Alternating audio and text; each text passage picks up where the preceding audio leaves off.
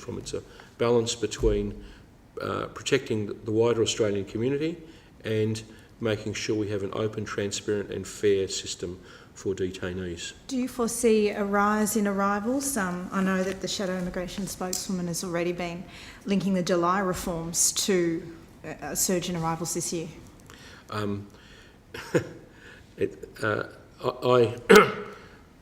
noticed Sharman Stone's question yesterday in question time and decided I should ring the International Organisation of Migration, Mr Steve Cook in Jakarta, and he assured me, and my staff have got a copy of my speech last night, which you may not have seen, that I could tell the Parliament that this was not his view, that there was a surge of boats coming towards Australia. Now, unscrupulous people smugglers may have their own reason for trying to excite clients and make money and exploit them, but subsequent to the changes that the previous government made in 2005, and certainly with this new government, there have been all kinds of rational arrangements put in place between the Indonesian and Australian governments, and I think they are going to provide Australia with protection against the activities of people smugglers, rather than sort of locking people up and punishing them by the thousands here in Australia as a deterrence. The normal behaviour with a friendly country, democratic country, Indonesia, is the way we ought to go. And the statistics are 5 boats last year, 4 boats this year. When I met the deputy head of the German Bundestag recently, he said to me, "What was all this fuss in Australia about unauthorised arrivals?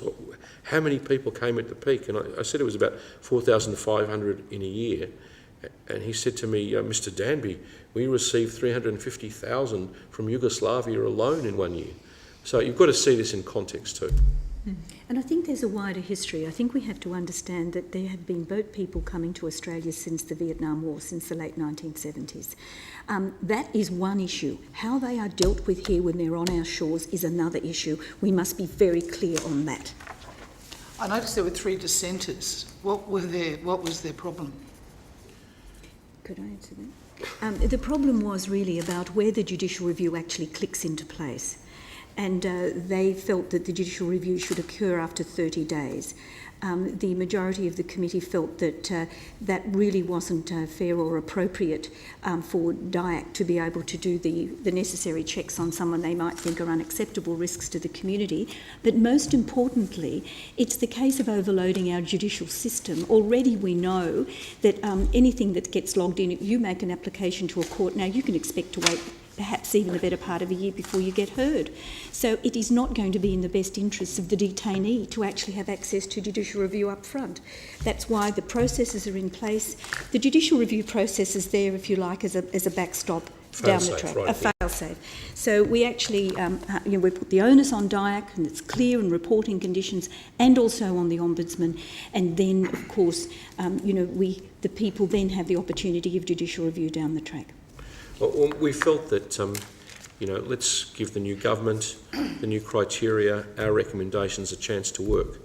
I think, my opinion was that some people in the giving the dissenting report were looking backwards, what happened in the past. This is a new government, new criteria, new benchmarks. Let's see how this works.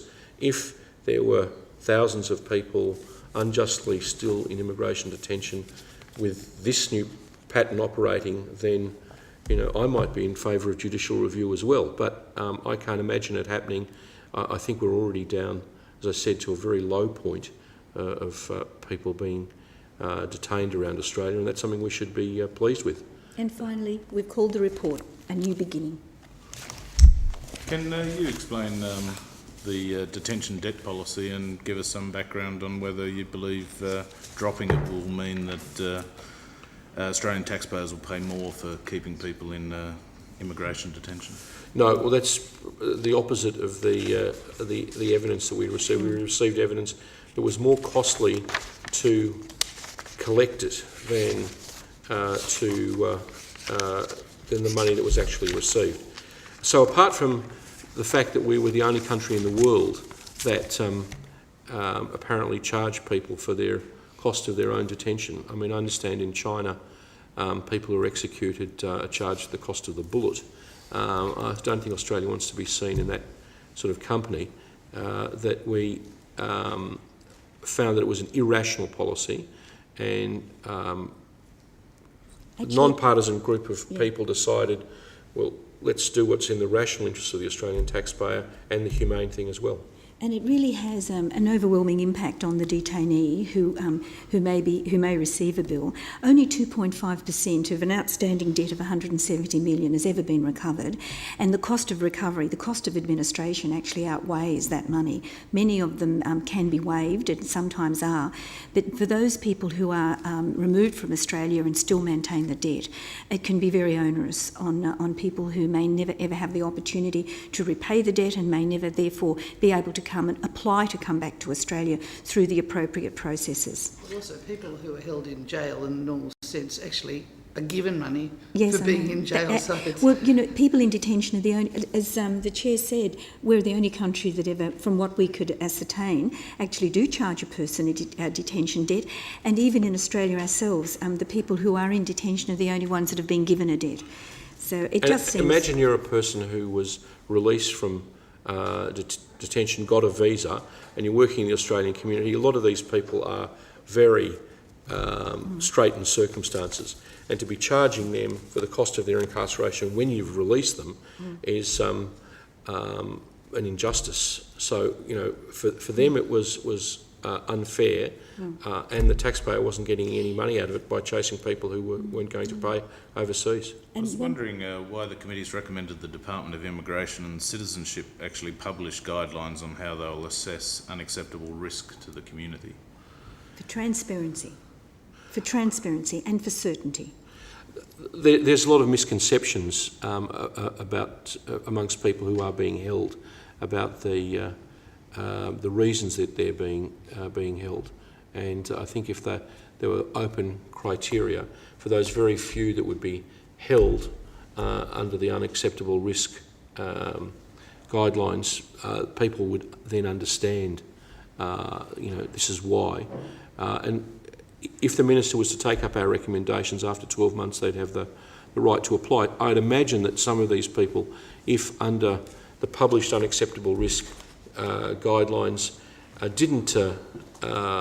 that they mightn't apply, because if they were there after 12 months, there might be a reason for them being in detention still. And of course, those are the people we wouldn't have been able to send to the country that they originally came from. And why, finally, why has the committee recommended that the Ombudsman's 6-month review be personally responded to by the Minister? Well, because previously the Ombudsman's report didn't have to be responded to by the Minister, and some of these detainees felt that their complaints were going into the ether. This way, if we publish in the Parliament as a response by the Minister within 15 sitting days, a response to each of these, again it comes back to the ethos that the committee established of an open and transparent system. People will know where they are, they can see their criteria, see the particular judgment on their individual case, and then understand why they're there if they're still there. I think also too, it being reported on by the Minister, it's a great incentive to get, again, people out. We also saw during the course of the committee inquiry that what really concerned people to the greatest degree and what actually caused mental health problems or depression was the uncertainty of the whole process. And it wasn't just the uncertainty of the process itself and where their application happens to be within the system. It was also the uncertainty of the length of time they were actually going to be in detention. And this level of uncertainty we felt that could be certainly rectified to a great degree of having the transparency in the timelines and the recommendations for follow-up. Thank you. All right, we might end it there unless there are any other further questions. Thank you everyone for attending. Thank you.